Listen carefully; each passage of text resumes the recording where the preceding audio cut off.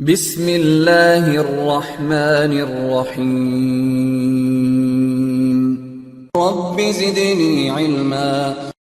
Okay, the next thing we'll try to do some verifications. Like in the previous section, we have seen the configuration of OSPF, and if you verify, we did the configurations already on all the three routers.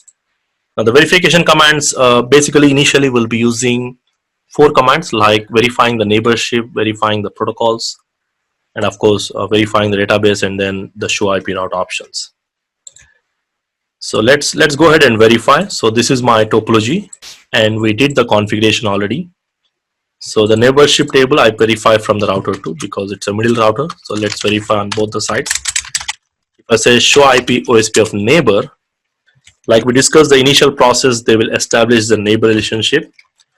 Now the router 2 is establishing the neighbor relationship with router 1, and this is the route ID of the router 1 and the router 3. Of course, it has taken the highest IP of the physical interface, if you remember, because if you verify the router ID, let's verify on the router 2 itself. If I say show IP protocols, you can see the router ID, it has taken 192.168.2.100. And if you verify the interfaces, I did not configure manual, like the default option is manual. So there is no manual configuration. And the second one is we discussed that if there is a loopback interface, or if there are multiple loopbacks, then it will automatically choose the highest IP of the loopback. So currently here we don't have any loopbacks. So the third option, it is going to select automatically the highest IP of the physical interface. So in my example, I do have physical interfaces. Out of these 3 physical interfaces, 192 is the highest number. So this has become the router ID. So it's okay. If you want to change, we can change that. But as of now, in the basic configurations, I'm just leaving it to the default option. So you can verify the neighborship. So similar way, if you verify the router IDs, this is the router ID of the router 1, and this is the router ID of the router 3. And of course, these are the actual IP addresses of those interfaces. And you can see the neighborship is full.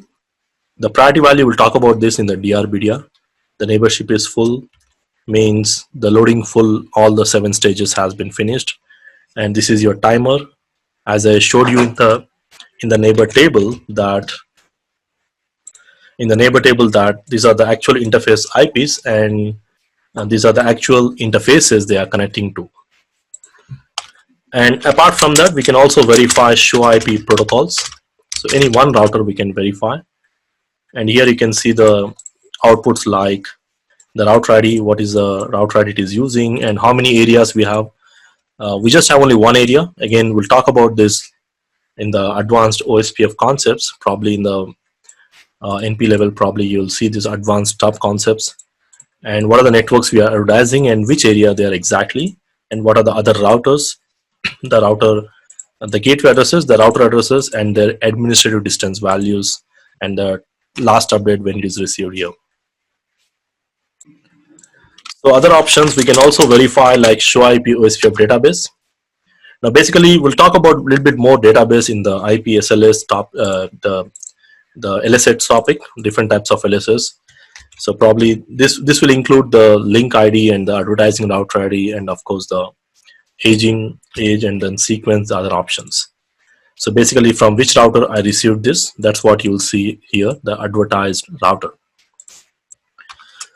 And here we are receiving only one LSA only, but probably when you're using multiple areas, probably you'll find some little bit more details of that. So we'll talk about a little bit more detail in the later on sections about this OSPF database again. And apart from that, there is one more thing we can verify, show IP route. So show IP route command is used to verify the routing table, just like in the case of static routing or any default routing, we used the same routing table. And it has connected interfaces. Of course, the L represents the local IP, C represents the connected interfaces. And here you can see O represents the routes which are learned through OSPF. So you can filter this routing table by saying show IP route OSPF And this command is going to tell the router to display only the OSPF routing table, not the complete connected interfaces. So now we can see the router 2 is receiving a 192.168.1 network coming from this side. And of course, you can see from where it is received, 10.1, and of course the timer, and then the interface, from which interface it is receiving. And additionally, you'll also see some other values, like this is the administrator distance value and this is the cost. Again, the cost to reach this is 65. Again, we'll talk about OSPF cost calculation, how it will calculate, little bit detail in the next topics, like in the OSPF metrics. So from this router to reach this network, the total cost is 65.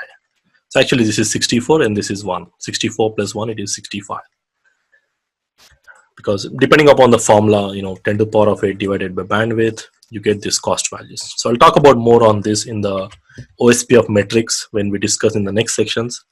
We'll keep that separate topic completely. Now, similar way, if you want to do verification from other routers, also the same thing. Outputs may slightly vary.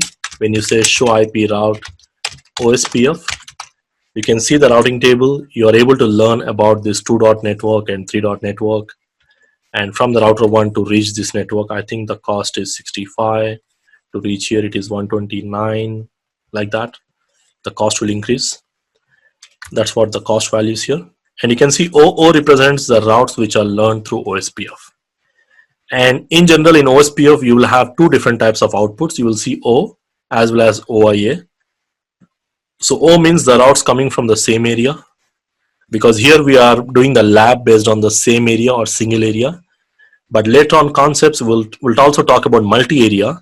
So if you're receiving the routes from a different area, then the output may look like OIA. So probably we'll verify these things when we configure the multiple area lab later on, after discussing the multiple area concepts again. And finally, if you want to verify the reachability, you can go and ping. You can ping from any one of these computers, or even you can ping from the router itself. If I try to ping from the router 1 to any one of this computer, like from the router 1, I'm generating a ping request to this 3.1 computer. You can see I'm getting a reply. So there is an ICMP echo request sent and it's been received. If you want to do some more verifications, like you can also use trace command, trace route. That's how we do in the routers.